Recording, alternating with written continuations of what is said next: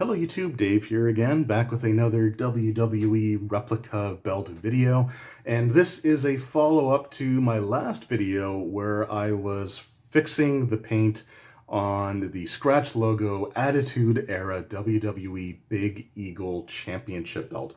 So in that video I had shown that what they use for the black paint isn't actually paint. It's essentially like a plastic that just sort of gets heated up, placed on the belt, and as it cools down it kind of adheres to the metal plates, which for the most part is fine for these replicas. But for some reason or another on my Big Eagle belt, the black, especially on the champion banner, that's where it was the most noticeable. But as I was looking more closely at the belt, I did see that it was starting to also crack on the black paint on the sidebars, as well as behind the WWE logo at the top of the belt there. So in the last video, I showed the process of removing that plastic, heating it up with a heat gun, using an X-Acto knife to kind of peel up a portion of the plastic, and then some tweezers to kind of yank it off there. And I also went through the process of showing how I repaint the belts using a toothpick and Testors enamel paints, which is the method and the product that a lot of professional belt makers actually use. So I wanted to use that process because that's how they do it, and it works really, really well. The reason for the toothpick is because if you're using a brush, it can leave brush strokes on, especially on like larger areas like the champion banner, which can like really stand out and look bad. So the toothpick method is a lot easier. You just drip paint on the section that you want the paint on, and you use the toothpick to spread it around, but it just sort of maintains a very nice even look to it. You don't have to worry about brush strokes or anything like that. And I think overall it turned out pretty well. So let's take a look here, shall we?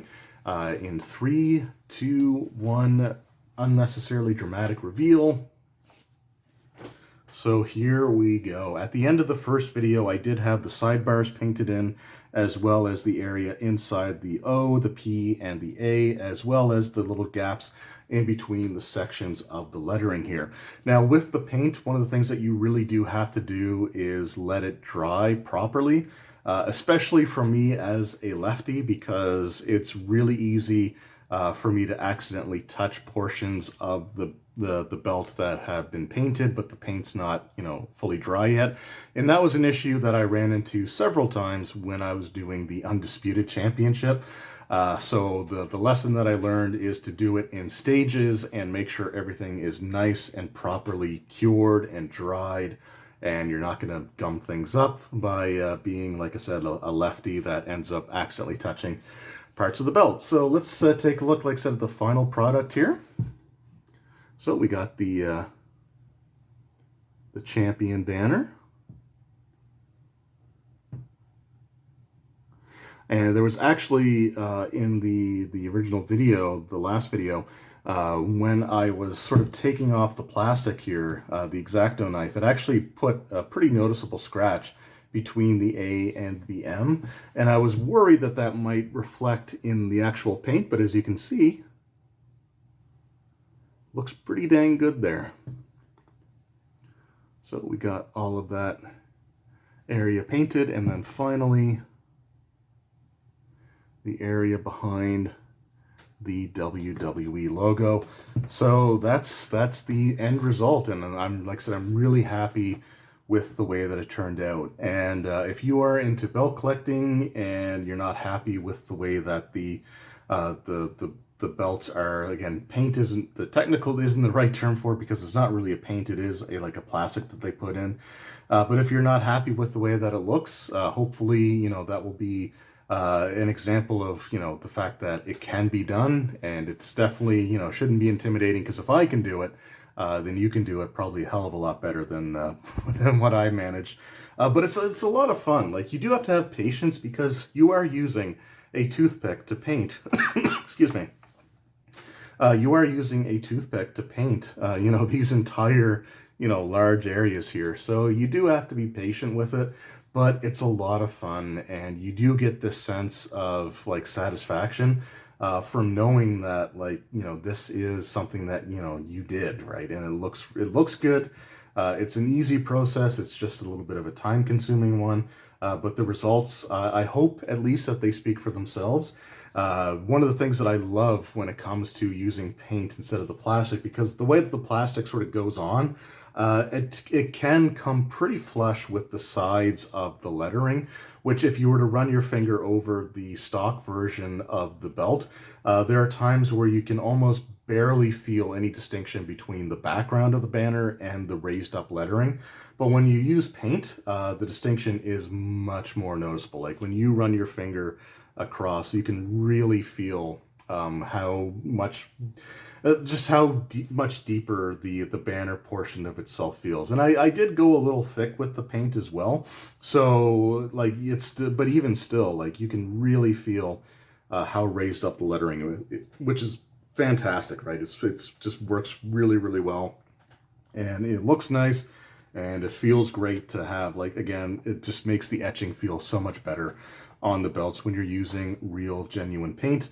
For the sidebars, the semi-gloss that I used on these was a little bit thinner than I was expecting, so I did have to use a second coat. Now, when you put paint on top of paint, it doesn't always play well with one another, so it didn't quite turn out quite as good as I was hoping. I might actually at some point strip these out and redo them and just use more paint on them. But, you know, for the time being, like, really, honestly, if you're not looking closely, you're not going to notice it. Like, so there are a couple of sections where you can kind of see the layers of paint, but, you know, again, you have to be looking at it pretty closely, with the light, like, focused directly on it. So I think, you know, I probably won't end up bothering with it.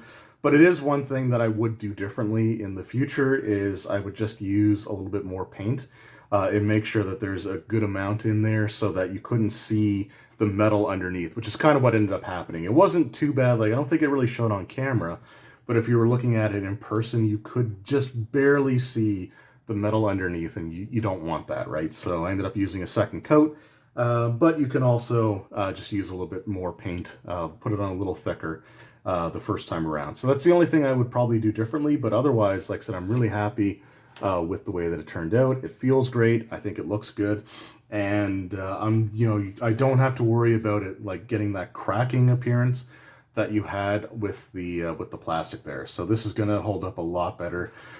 Just for a comparison, I'm not going to put it on camera here, but my Undisputed title, I painted that a while ago, and, you know, I handle my replicas. I do like, you know, I do handle them, I do touch them, I do like wipe them off, and, you know, with a microfiber cloth. And where I painted the Undisputed title still looks perfectly fine. Like, it doesn't look like there's no wearing or anything on it. It looks really, really good. You know, with the enamel, the glossy enamel, it really does, you know, hold up pretty well. And again, that's the same paint that professional belt makers use on their title belts, is this like enamel paint. And a lot of them use specifically like the Testers model paint, so the enamel paint, I should say. So yeah, really happy with the way that it turned out. I may not be 100% done with you know, modifying this belt just yet, because I am considering actually painting in the backgrounds of the shields on both the outer side plates and the inner side plates, which would be obviously a little bit less, you know, black paint to use, just to make these look closer to the Undisputed Championship.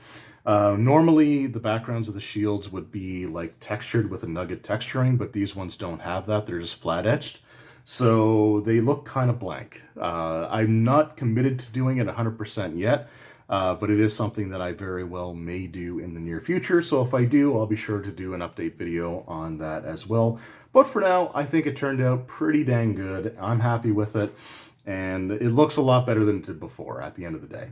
So yeah, let me know in the comments below. Are you a belt collector, and have you modified your belts in any way?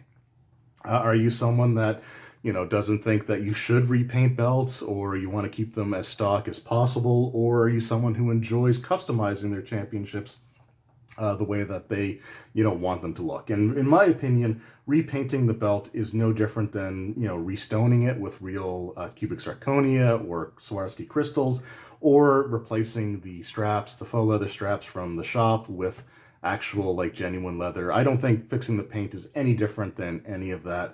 But let me know what your thoughts are on the concept of repainting or modifying your belts in the comments below. So thank you guys very much for watching. I appreciate it. I hope you enjoy. I hope it looks good to, to you guys as it does to me. I'm happy with the results. But yeah, anyway, thank you again very much for watching. Hope you enjoyed, and I will see you all next time. Take care.